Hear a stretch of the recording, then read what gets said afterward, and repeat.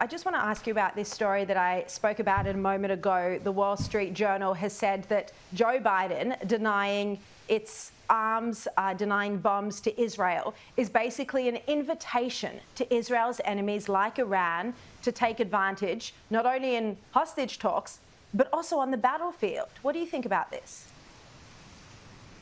Look, I think the single objective is the defeat and the destruction of Hamas. This war has to end, and it only ends when Hamas is destroyed both as a military and a political force.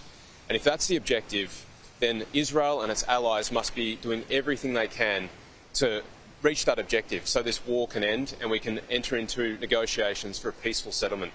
And my fear is that this move by the US government slows that process down. It slows the march towards the defeat of Hamas. And that's why, on the face of it, this is a very problematic decision. It also, could leave Israel in a very vulnerable position if Iran, if Hezbollah, if Hamas decides to seize on this moment to attack Israel. And, what if it doesn't have enough arms to defend its people? I mean, Israel has come under attack, and it feels like Joe Biden keeps forgetting that. Meanwhile, the Albanese government... Sorry, go ahead. No, you finish, Sharri. The Albanese government is now deciding which way to vote on tomorrow's United Nations resolution on whether to admit Palestine as a full member state of the UN. Again, they haven't made up their mind. The best outcome would be Australia abstaining from this vote, but they could support it. They absolutely could. I know that for a fact. I've spoken to people this afternoon. As of this afternoon, they still were deciding. The Prime Minister hadn't yet made up his mind. They had concerns about a couple of clauses in the draft. That was it. So we could very well see them support it.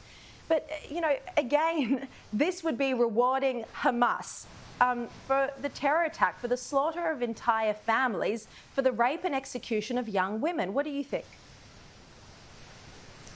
Yeah, I agree, Sharri. It's as simple as that. This is a time for strength, not weakness. And in the face of evil, you've actually got to stand up for good and push back. And Israel at the moment is under attack from Hamas, Hezbollah, Iran.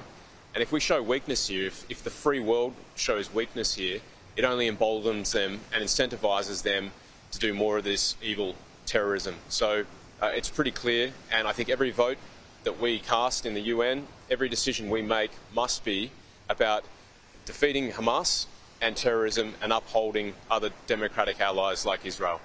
I mean, if you do get into government at the next election, if the coalition does win, I mean, it's a big ask, but if that happens, how difficult do you think it would be to undo so much of this foreign policy, whether it's on China or on Israel, that has changed under Penny Wong? I'm a big believer in the power of leadership, and all you need is good leadership at the head of this country. Right now, we don't have good leadership.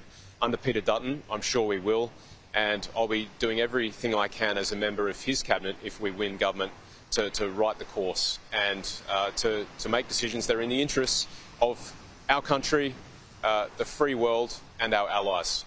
And at the moment, they seem to be forgetting who our allies and who our enemies are. It's unbelievable.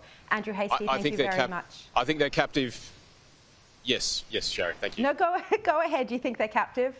I was just going to say, I think this Labor government is captive to domestic political concerns, and they're sacrificing Australian interests on that altar, and that's not good for this country at all. And we'll fix that. Indeed, Andrew Hastie, thank you so much for joining me.